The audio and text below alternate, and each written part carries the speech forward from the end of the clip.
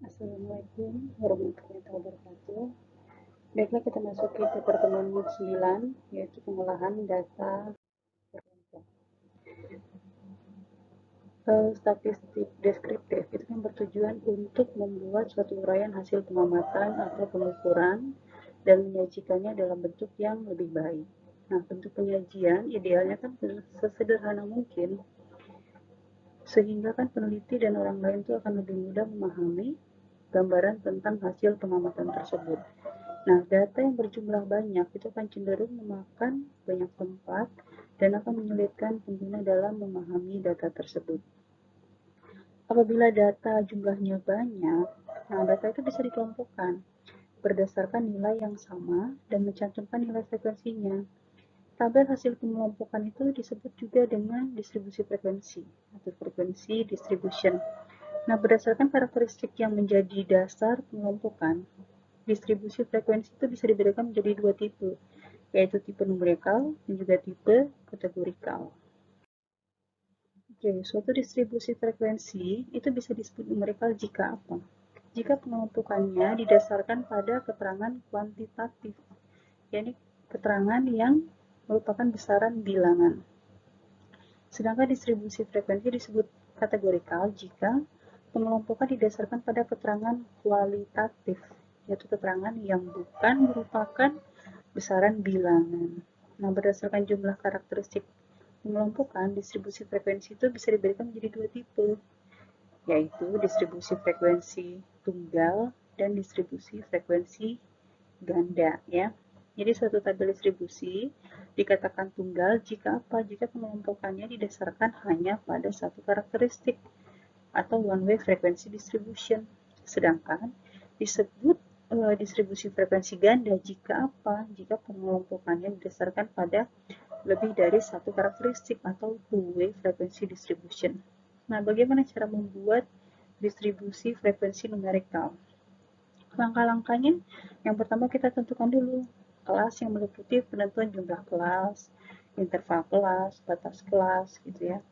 Kemudian penyelesaian frekuensinya ke dalam kelas-kelas yang bersangkutan, penyeleksian ya. Selanjutnya dilakukan penjumlahan semua frekuensi dari masing-masing kelas.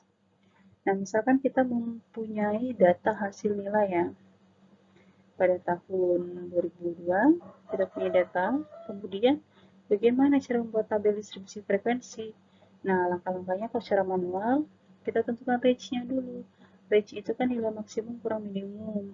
Kemudian, kita tentukan banyak kelas. Nah, ini sudah ada rumusnya, itu K sama dengan 1 plus 3,322 log N ya. Kita masukkan jumlah datanya, N ini jumlah data, kemudian tentukan interval kelas, di mana interval kelas adalah range dibagi banyak kelas. Kemudian kita tentukan batas bawah. Batas atasnya berapa, batas bawah kelas berapa ya. Kita tentukan. Kemudian contoh perhitungan untuk kelas 1 misalkan batas bawahnya kan adalah kita kurangi dengan 0,5. Kalau batas atas ya batas atas kelas 1 itu adalah 51, kita tambahkan interval dulu baru dikurangi 0,5 gitu ya. Nah, kita buat lagi untuk kelas-kelas yang berikutnya.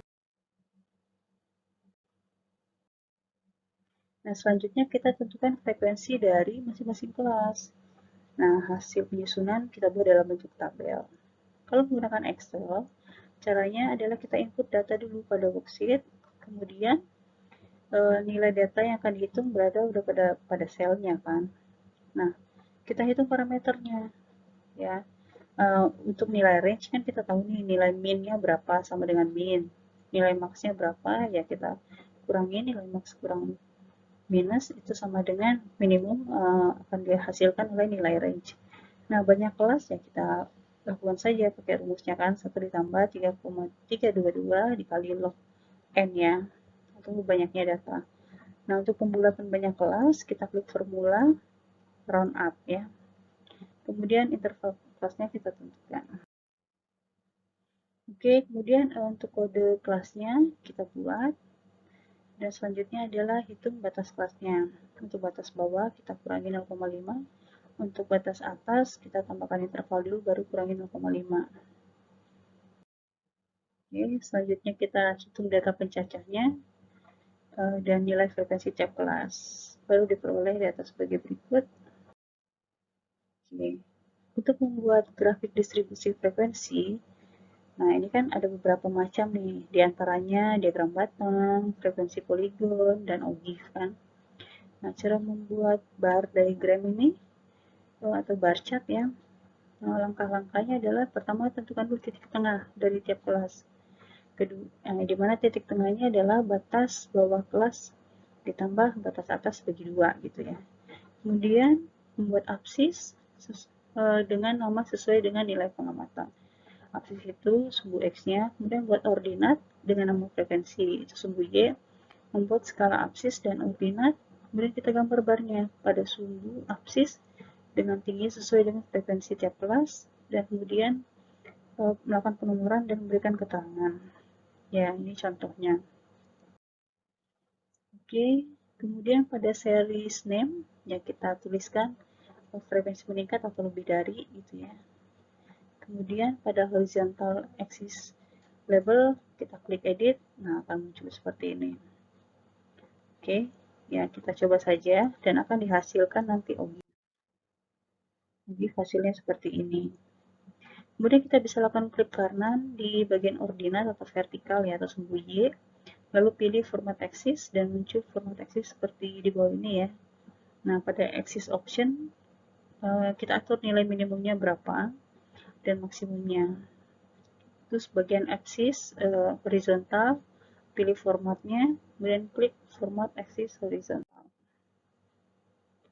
Oke, kalau di Excel kita input data seperti ini dan isi nilai tengah pada masing-masing kelas. Ya, caranya kita jumlahkan, kemudian bagi 2, dan klik insert pada toolbar. Nah, kemudian klik chart, kita klik kolom, lalu pilih cluster.